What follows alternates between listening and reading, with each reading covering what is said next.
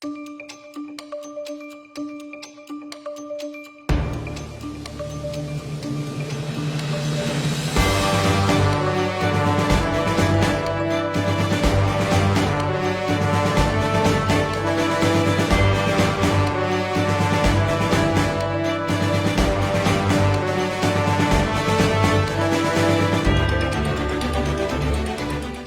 hapon.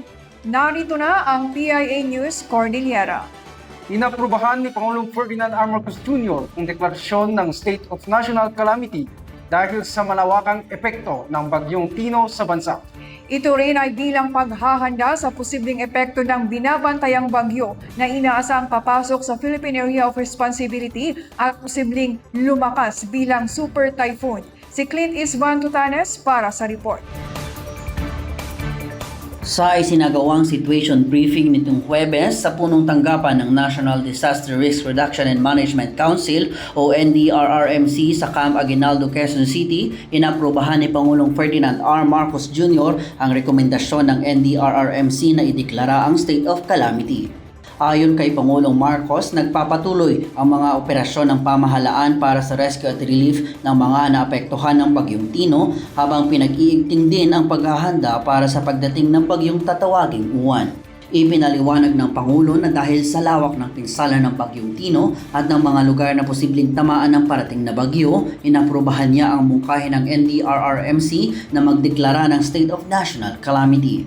Tinatayang 10 hanggang 12 rehiyon ang maaapektuhan ng magkasunod na bagyo. Ang deklarasyon ng State of National Calamity ay magpapabilis sa mga aksyon ng pamahalaan at pribadong sektor sa rescue, recovery, relief at rehabilitation ng mga apektadong lugar. That gives us quicker access to some of the emergency funds, number one. Secondly, it mapapabilis ang ating procurement so that we don't have to go to the usual bureaucratic procedures and we can immediately provide assistance to the victims of the storms. Clint Isvan Tutanes para sa PIA News Cordillera. Siniguro ng Cordillera Regional Disaster Risk Reduction and Management Council ang kanilang kahandaan sa posibleng epekto ng bagyo na papasok ng PAR. Sapat na supply ng family food packs at non-food items, tiniyak.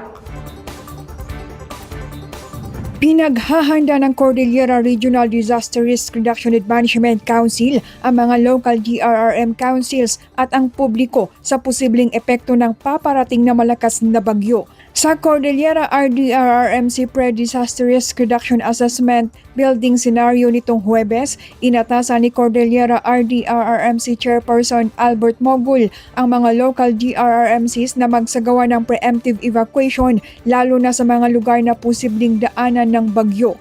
Iprenesenta rin ito ang mga likely scenario at worst case scenario na dapat ikonsidera sakaling tumama ang malakas na bagyo sa rehiyon. Sa ngayon, siguro mag-prepare tayo, even yung mga pamilya natin, mag-prepare ng pagkain, ihihinom na budget tubig. Let us prepare, kung tayo ay handa, kung konti po o wala tayong casualty.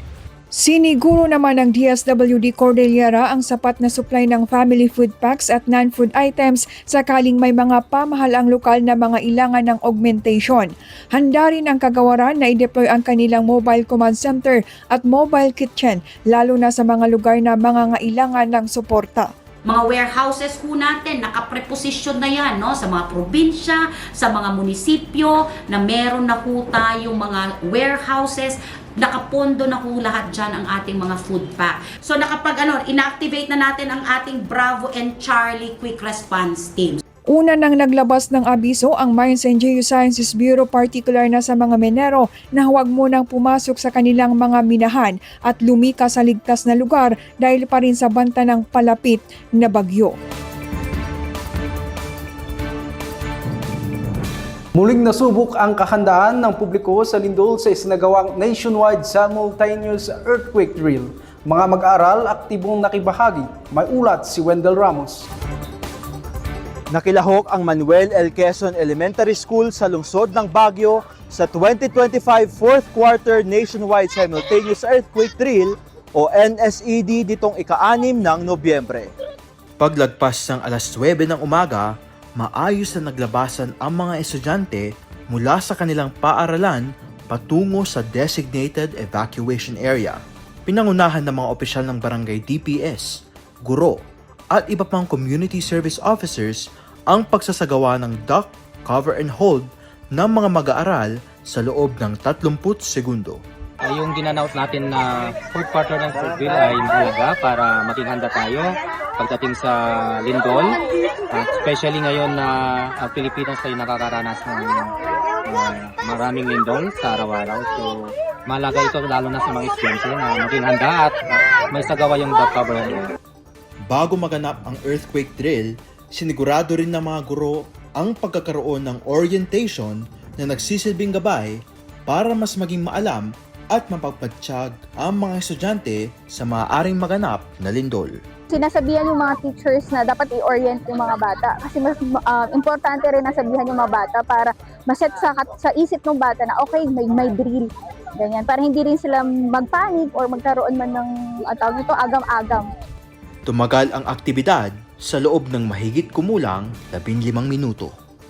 Layunin ng earthquake drill na ipamulat sa bawat mamamayan ang kahalagahan ng paghahanda sa bawat sakuna. Lalo na ang lindol na hindi mo alam kung kailan tatama pero maaari mong paghandaan. Wendell Ramos para sa PIA News, Cordillera. Alinsunod sa kautusan ni Pangulong Ferdinand R. Marcos Jr. na pabilisan ang distribusyon ng titulo ng lupa sa mga agrarian reform beneficiaries, isinagawa ang mass distribution sa mga beneficiaryo sa Cordillera kamakailan. Karagdagang detalye hatid ni Clint Isvan Totanes. Iwinagayway ng aabot sa 300 na mga magsasaka mula sa iba't ibang probinsya sa Cordillera ang kanilang mga electronic titles o e-titles at Certificate of Land Ownership Award o CLOA kamakailan. Ito ay matapos nilang tanggapin ang nasabing mga dokumento mula sa Department of Agrarian Reform Cordillera sa isinagawang distribusyon at turnover sa Benguet Sports Complex, La Trinidad. Ang pagtanggap nila ng e-titles at CLOA ay nangangahulugang nabigyan sila ng full ownership sa mga lupang kanilang sinasaka. Siguro sa 15 years bago nahati-hati po sa amin. Lima po kasi kami na naghati-hati sa lupa. Masaya po kami, sir, kasi sa wakas nakuha na namin yung title na para saan. Siyempre, malaking tulong po sa amin yan, sir. Para masasabi na sa amin na talaga yung titulo na yun, tsaka yung lupa na yun. Ay talaga maragsak anak na malaki titulo. Ijay akasigayan Bulo Tabuk City, Kalinga. Siyempre tap no kastaket makunam nga dagam, makunam nga talaga bagim tap mawanti problema panggap ti papel. Okay.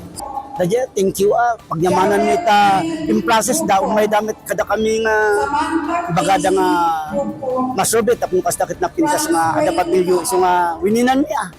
So nga agyaman kami ta damit dagito mga daldalon nga may mga bagaket ta kami nga grupo. Ako nami sige tap no agmay mesate tap no malate titulo teo. Ang distribusyon ng CLOA at e-title sa isa sa mga hakbang ng pamahalaan upang isulong ang kapakanan ng mga magsasaka. Sa ilalim ito ng programang Support to Parcelization of Land for Individual Tithing Project ng DAR. Farmers, including especially those landless, then it's it's accompanied by support services like infra and profit sharing to improve their economic status. The primary goal is to address land ownership by allowing farmers to own the land they cultivate or receive a just share of the fruits of their labor, aim to increase productivity and income. Clint Isvan Totanes para sa PIA News, Cordillera.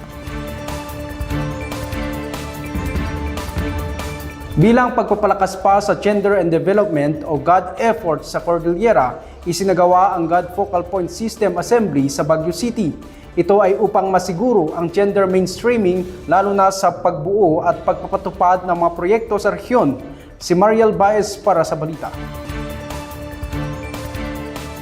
Muli nagsama-sama ang mga Gadvocates sa Cordillera sa ika-4 na CAR Regional Gad Focal Point System or JFPS Assembly 2025 na may temang IPIAS, Empowering Communities Through Gender-Responsive Development in the Cordillera. Layunin na pagtitipon na pag-igtingin ang pagpapahalaga sa mga kababaihan at anumang kasarian at masigurong sumusunod sa batas ang bawat ahensya ng gobyerno sa rehiyon. So napakaganda ng batas, yung Magna Carta of Women, kaya nagkaroon kami ng mga policy issuances or guidelines para ma-ensure na talagang mai-implement ang mga national government agencies, local government units, as well as state universities and colleges, yung mga nakalagay sa batas. Layon ng programa na mabawasan ang anumang klase ng gender-based violence. You know, right now, the statistics are growing. No? Tumataas ang mga biktima ng rape, biktima ng pang-aabuso. Bukod sa tumataas, bumabata ang mga biktima at mga nangbibiktima. So kailangan po natin maging mapagmatsyag tayo pong mga adults, kailangan mag-participate tayo sa mga activities, no, na like educational activities like this. Nakibahagi sa aktibidad ang kinatawan ng iba't ibang sangay ng pamahalaan kasama ang mga opisyal ng mga universidad sa Cordillera. Mahalaga ang nasabing aktibidad sa pagsusulong at pasiguro na narespeto at naproprotektahan ang bawat isa, anuman ang kanyang kasarian. Mariel Baez para sa PIA News Cordillera.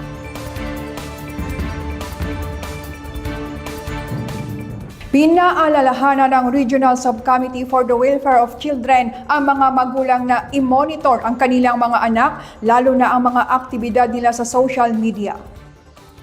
Ayon kay Joyce Paisa ng RSCWC, malaki ang impluensya ngayon ng digital media sa mga bata kaya marapat lamang silang gabayan ng kanilang mga magulang para hindi sila mabiktima ng online sexual abuse or exploitation of children at child sexual abuse or exploitation materials o anumang klase ng pang-aabuso.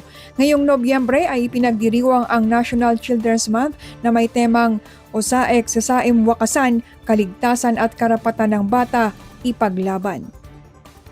When it comes to open communication, damagan tayo, mabaling nga damagan tayo isuda, anya ba ti usual nga activities na doon sa cellphone isuna, aside from no ti rason na for school purposes, anya ba ti other nga activities na dyan cellphone na possible nga agay-ayam da, mabaling gamin nga, ijay ayan ti panagay-ayam da, ijay da mabaling nga ma-exploit mo lang. Iso nga, deti may isa nga kitaan tayo, anya ba dagay, anya dagay ayam nga aramidan da, or sino dagay friends da ijay mismo nga online or social media accounts da, or other accounts da iti na dumaduma nga platforms ijay cellphone or internet. Bilang pagdiriwang pa rin ng National Children's Month, nagpaabot ng tulong ang Benguet Provincial Advisory Group for Police Transformation and Development sa mga batang may kapansanan. Narito ang report ni Camille Beray. 11 bata na may kapansanan sa iba't ibang munisipalidad ng Benguet ang nabigyan ng libreng wheelchair mula sa Project Gulong ng Swerte ng Benguet Police Provincial Office. Ang aktibidad ay bilang suporta sa Provincial Advisory Group for Police Transformation and Development o PAG-PTD. Today's activity holds greater significance as we couple our ceremony with a simple yet meaningful gesture. The distribution of wheelchairs in connection with the Project Gulong ng Swerte in partnership with PAG-PTD Cares to our brothers and sisters who need the most. These wheelchairs we distribute today are not merely tools for mobility, but also a representation of our collective efforts as one community to ensure that no one is left behind in our pursuit of progress and peace. Layunin din ng Benguet PPO na mas pagtibayin ang proyekto sa pakikipagtulungan sa PAG-PTD, Provincial Health Office at DSWD PLGU. Ibinahagi naman ng mga beneficiaries ang kanilang pasasalamat at saloobin para sa kanilang natanggap na wheelchairs. Masaya po. Nagpapasalamat kami. sobrang malaking tulong po yun sa sa bata po. Kasi sa pag-alaga, kailangan po yun. Masaya po kasi malaking tulong sa amin sa pag-aalaga ng special child namin. Malaking pasasalamat din namin sa government kasi hindi nila kami nakalimutan. Kahit nasa malayo kami, hinahanap din kami para mabigyan ng wheelchair. Nagmula ang mga wheelchair sa mga donasyong pinagsama-sama ng mga katuwang at taga-suporta ng proyekto na naglalayong suportahan ang mga taong may kapansanan. Ang programang ito ay isang tanda na ang pamahalaan ay patuloy na tumutulong at sumusuporta sa mga mamamayan, lalo na sa mga vulnerableng sektor. Camille Beray para sa PIA News Cordillera.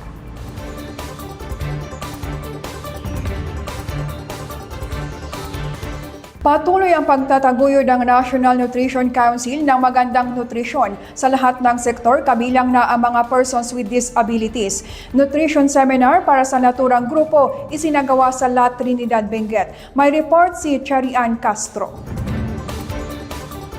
Inilunsad ng National Nutrition Council ang nutrition seminar para sa mga persons with disability nitong ika-4 ng Nobyembre sa La Trinidad Municipal Gymnasium.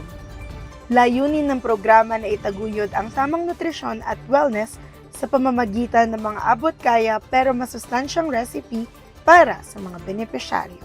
So this is actually a nutrition seminar for the PWDs. This is being done by the National Nutrition Council CAR because we want to promote good nutrition among all groups. So included yung PWDs for them to know proper food choices for their health, and at the same time we also include other topics like wellness for them to achieve health regardless of their condition. Nagkaroon din ng cooking simulation kung paano ihanda ang mga mura pero masustansyang pagkain tulad ng sardines bites at tokwa ala dinakdakan. Bukod sa tamang pagkain, tinalakay din ang mga wellness practices na angkop sa mga orthopedics patients na dumalo. Ang paglalakad at pag-ehersisyo ay ilan lamang sa kanilang inirekomenda. Itong natutunan namin ngayon na about nutrition, na boost yung kaalaman namin na person with disability regarding sa tamang nutrisyon para sa pangangalaga ng katawan o sa kalusugan ng bawat isa sa aming person with disabilities. Malaking tulong ang ganitong oportunidad para sa mga PWDs. Paalala rin ito na posibleng gawing masustansya at abot kaya ang ating mga kinakain. Cherry Ann Castro para sa PIA News, Cordillera.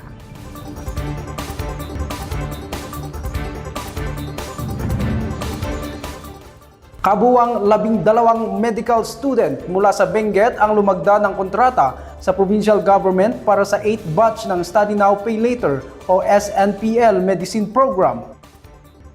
Ang Study Now Pay Later program ay inisyatibo ng provincial government kung saan nabibigyan ng tulong pinansyal ang mga medical student na kumukuha ng Doctor of Medicine. Binigyang diin ni Governor Melchor Diclas ang narating ng mga nakaraang SNPL scholars na ngayon ay lisensyadong doktor na. Hinikayat niya ang mga ito na gawing inspirasyon ang success stories ng mga nakatapos na sa kurso. Sa ngayon ay mayroon ng 97 grantees ang SNPL Medicine Program ng lalawigan. Nakikiisa ang Bureau of Fire Protection sa pagsusulong ng serbisyo komunidad at youth development. Sa bayan ng Lagaw, Ifugao, iba't ibang serbisyo ang inilapit ng BFP Ifugao sa mga estudyante, magulang at guro. Si Marcelo Ligawon para sa report. Mahigit 100 residente ng Barangay Dulaw sa bayan ng Lagawe ang nakinabang sa iba't ibang serbisyo na hatid ng Bureau of Fire Protection Ifugao sa isinagawang outreach activity kamakailan. Kabilang sa mga serbisyong ibinigay ang libreng medical at dental mission, gupit, blood donation drive at information campaign. Namahagi rin ang mga kawani ng merienda, hygiene kits at iba pang gamit medical sa mga mag-aral, magulang at guro sa tulong ng mga donor at katuwang na ahensya. Papasalamat kami launay. Kada ito yung programa yo, at least nga may kan iti chance sa iti ubi, nga may kan kada iti magbagata yung benefits. Ang aktibidad ay bahagi ng BFP Ifugao Adapt a School Program, Harnessing Action for Growth, Integrity and Youth Opportunities na layuning isulong ang community service at youth development sa mga pamayanan. And the other ways kasi nagtitindawan for this activity na maraming parang kanyayo and naging communities dito'y. Naging posible ang aktibidad sa tulong ng Dulaw Barangay Council at Elementary School, lokal na pamahalaan ng Lagawi, Lagawi Multipurpose Cooperative, tanggapan ng SK Provincial Federation President, Philippine Red Cross Ifugao Chapter, pamahalaang panlalawigan at iba pang nasyonal na ahensya ng gobyerno. Mula rito sa Ifugao, Marcelo Ligawon para sa PI News Cordillera. Nakipag-ugnayan ang Project Smarter Approaches to Reinvigorate Agriculture as an Industry in the Philippines o Saray Cordillera team sa pamahalaang lokal ng Paracelis Mountain Province. Isinagawa ang serye ng coordination meetings at field assessment kamakailan kung saan layunin nito na maipakilala ang Project Saray Sentro at alamin ang mga potential sites para sa installation ng automated weather stations o weather-based technology. Layunin ng Project Saray na makabuo ng crop advisories na nakatutok sa pagdaragdag ng local weather data at drought forecast, kabilang na ang farm management activities, nutrient and water management at proactive pest and disease monitoring. Ayon kay DOST-PASTO Mountain Province Director Engineer Angel Magwen, ang implementasyon ng Project Saray sa Mountain Province at Kalinga ay nagpapakita ng commitment ng rehiyon para sa smart and sustainable farming systems.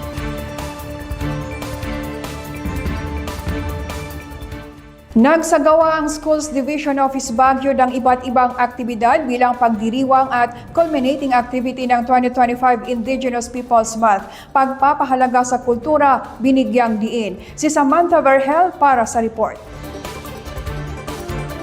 Aktibong nakibahagi ang mga guro at empleyado ng Schools Division Office Baguio sa pagdiriwang ng Indigenous Peoples Month nitong Huwebes. Ang tema ng pagdiriwang ay ating pandayin ang kinabukasan, gabay ang katutubong karunungan at karapatan. Layunin ng programa na mas maipaintindi ang kahalagahan ng sistema, kaalaman at tradisyon sa rehiyon ng Cordillera sa pamamagitan ng edukasyon. Ang purpose nitong event ay para madama ng mga empleyado, mga ibang estudyante na meron dito, mga guro na kinakailangan na yung mga dapat na malaman ng mga bata, na itutuloy ng mga bata na magagandang kaugalian. So, ang mga activities kasi, ang Baguio City ay parang tinatawag din na melted pot for culture, especially in the Cordillera. So, meron kang may Benguet, merong Kalinga, Mountain Province, Abra, Apayao, Ifugao, at included din ang mga Maranao sa mga Muslim Mindanao. Bahagi rin ng aktibidad ang iPad Innovation Fair na nagtatampok ng mga likha at produkto ng mga katutubong mamamayan kasabay ng tugtugin ng mga live band na nagtatampok ng katutubong musika. To showcase the rich culture, heritage, and tradition of the indigenous people in the region. To strengthen the advocacy of the indigenous people education, that is IPED, while promoting the integration of emerging technologies through the implementation of different projects. We have already the different games in the afternoon. Like for example, the researcher, our keynote speaker, presented those kind of games. As a result, that will bring unity in the community. Nagkaroon din ng katutubong sayaw at indigenous games. 67 eskwelahan ang nagpadala ng kanilang mga kinatawan para makilahok sa palaro. Ang pagdiriwang ng Indigenous Peoples Education ay patunay na patuloy ang pagsusulong ng edukasyon na nagpapahalaga sa kultura, karunungan at karapatan ng mga katutubong mamamayan. Ito si Samantha Vergel para sa PIA News, Cordillera.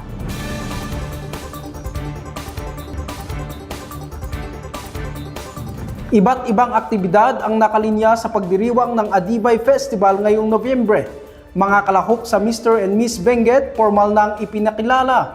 Karagdagang detalye mula kay Nika Abrenica. Formal nang binuksan ang ika-25th funding anniversary ng Benguet nitong ika-Nobyembre 4. And so now with the joy and pride, I, the Governor of the Province of Benguet, officially declare Adibay Festival 2025 open. Ang Adibay, isang salitang Ibaloy, nang ibig sabihin ay coming together. Ito ay ang pagtitipon ng 13 munisipalidad upang ipagdiwang ang kultura, kasaysayan at ang mga pamana ng kanilang mga ninuno. Layunin nito na bigyang diin ang pagpapahalaga sa komunidad at panatilihin ang mga tradisyon para sa mga susunod pang mga henerasyon. Iba't ibang aktibidad ang aabangan sa isang Wang Festival. Kabilang narito ang pagtataguyod ng iba't ibang produkto ng 13 bayan ng probinsya. Yes, it is a month-long celebration. Ang dami, lahat ng sectors involved sa atin, mga senior citizen, family affair, the youth, all sectors. May minors day pa rin, may farmers, so it's an activity that would involve all of us here at Benguet. Ipinakilala rin at sinintasan ang mga kinatawan ng mga munisipalidad na sasabak sa Mr. and Miss Benguet.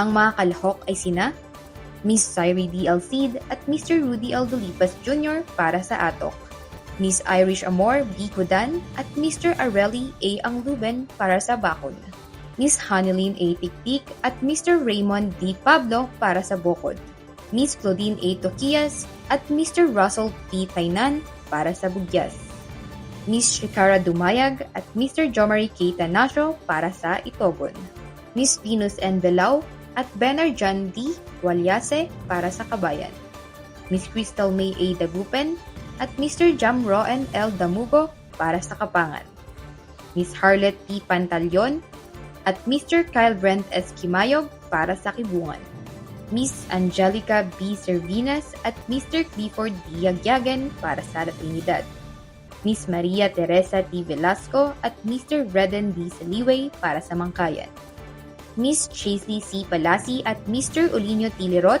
para sa Sablan, Miss Trixie N. Tugatog at Mr. Cedric L. Sevilla para sa Tuba, Miss Parami V. Masido at Mr. Randolph M. Bonce para sa Tublay. Ang Adibay Festival ay isang pagdiriwang ng pagkakaisa at pagpapalakas ng komunidad, tradisyon at kultura sa Benguet. Makiisa at makisaya sa selebrasyon. Nika Abrenica para sa PIA News, Cordillera. Isa sa mga tradisyon na patuloy na inoobserbahan sa Benguet ay ang kanyaw. Ating alamin kung paano at bakit ito isinasagawa. Narito ang report. Sa kabundukan ng Benguet, naririnig pa rin ang alingaw-ngaw ng gangsa at sulibaw. Tunog na animoy tumatawag ng pagsasama-sama at pagkakaisa ng komunidad.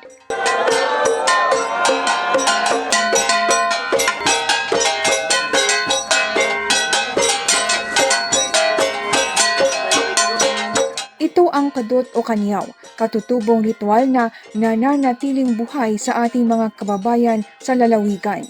Para sa mga Ibaloy at Kankanai, ito ay selebrasyon na nag-uugnay sa mundo ng mga nabubuhay at espiritu sa nakaraan at kasalukuyan.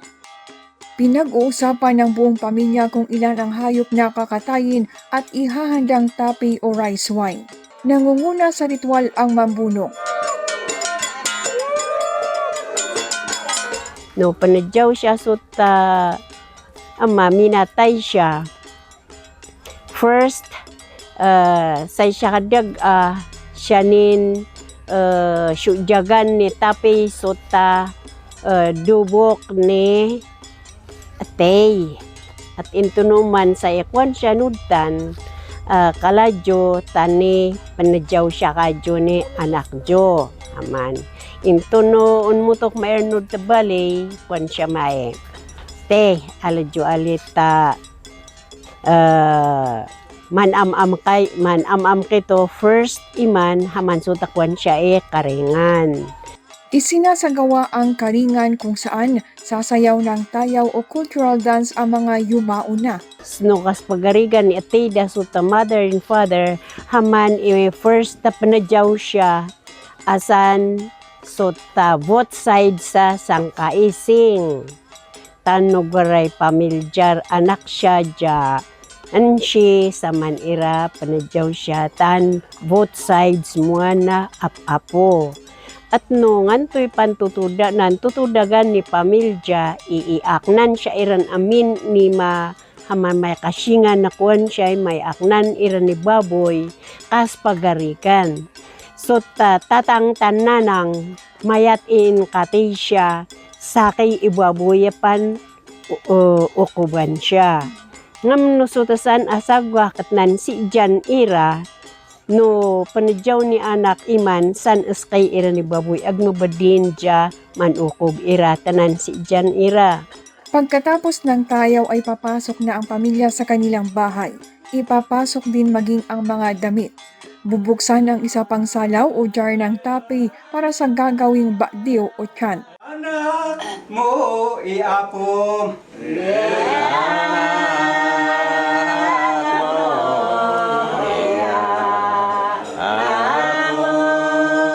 Bakdiw siya nudan, puan siya sekap kadina nang sekap kaditatang. No si pero sutanan ay amaman, ikwan siya sekap kadi.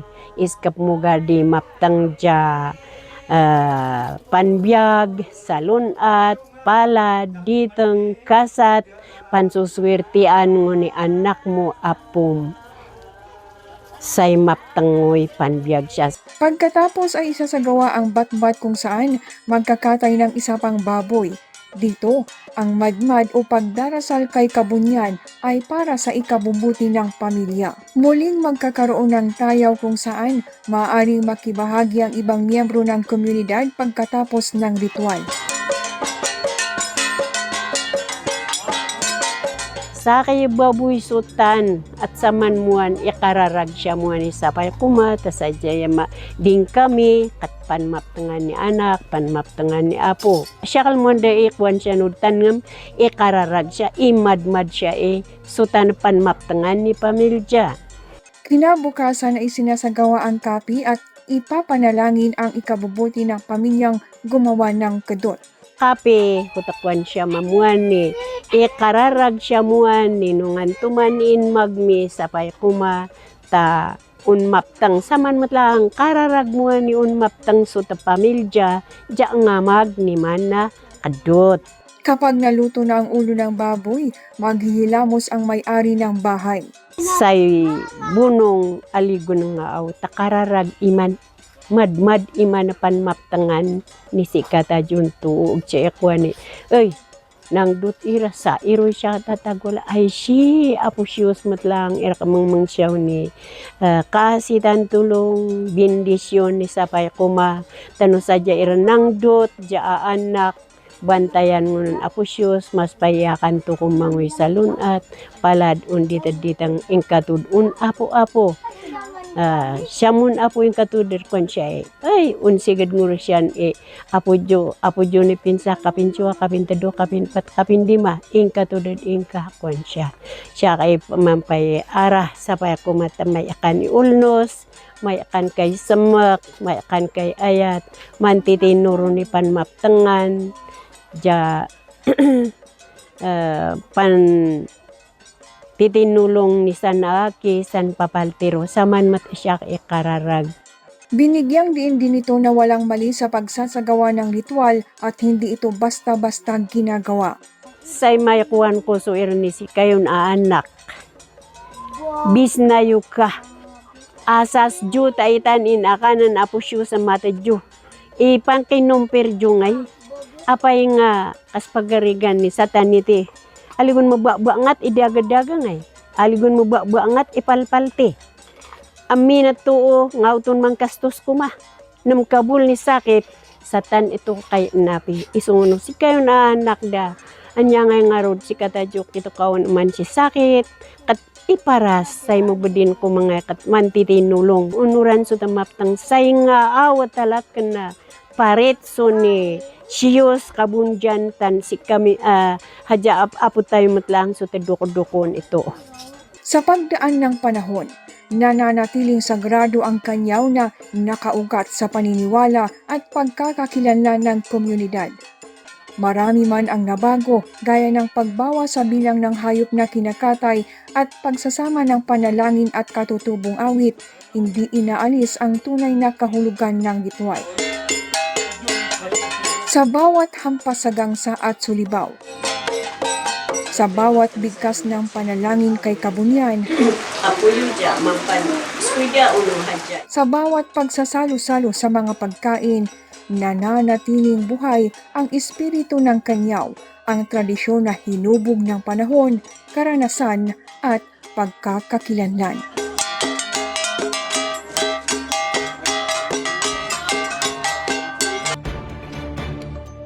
Ayan Rod, may paparating na lamang isang malakas na bagyo so iba yung pag-iingat pa rin sa ating mga kakaingyan. Kaya dapat po ay palagi po tayong nakasubaybay sa mga updates at balita mula sa mga lehitimo sources. At yan naman po ang ilan sa mga balitang ating nakalap ngayong linggo. Para sa iba pang news updates, i-follow kami sa aming Facebook, Philippine Information Agency Cordillera Administrative Region at sa X-App sa PIA_Cordillera. Mag-subscribe din po sa aming TikTok, Spotify at YouTube channel na PIA Cordillera. Ako po si Rod Asorin. At ako naman po si Debbie Ivasco Gasingan na Ibang Amala.